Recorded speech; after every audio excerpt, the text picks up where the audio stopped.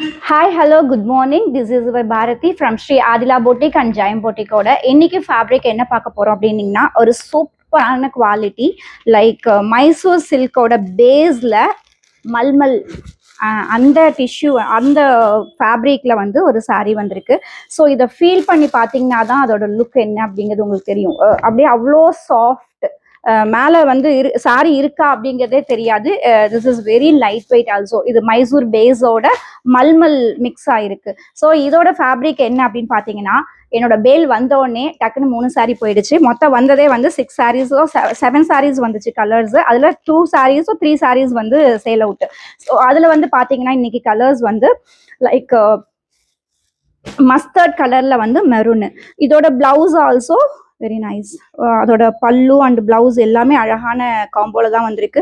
இது வந்து சாரியோட கலர்லயே வந்து பிளவுஸ்